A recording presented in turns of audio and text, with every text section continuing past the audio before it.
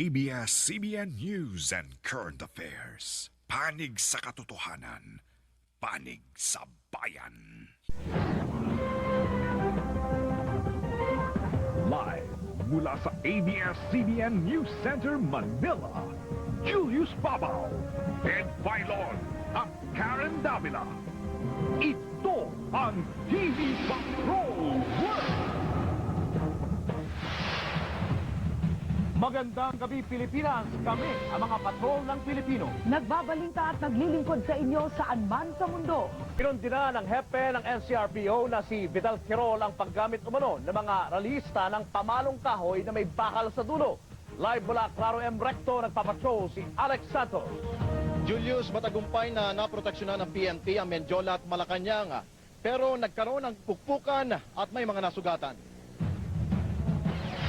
Sinimula ng mga pulis ang araw nila sa isang banal na misa. Kakailanganin raw nila ito bago nila harapin ang mga ralista.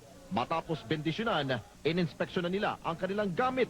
Sinigurong walang mga may dalang baril, tanging helmet, kalasag at tibay ng loob ang bitbit. Habang hinihintay ang mga ralista, walang tigil sa pagtugtog ang banda ng PNP sa Mendiola. Hindi raw ito pang-asar sa mga ralista, kundi pampalamig lang ng ulo. Pero seryosong PNP na walang makakatapak na ralista sa Mendiola. May batas po tayo eh. So, kami lang po ay nagpapatupad ng batas. I hope they will understand our situation as much as we understand their situation. Pero ang aktor na si Pen Medina at ilang media men na nagba-Black Friday protest na kalusot.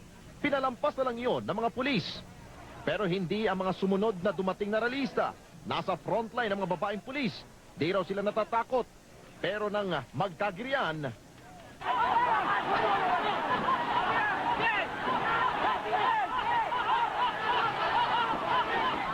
ilang babaeng pulis ang nasugatan, pero mabilis silang nailigtas.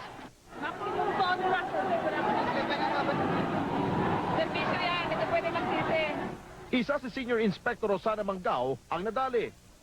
Wala nang galang. Violation dun sa permit na sinasabi natin.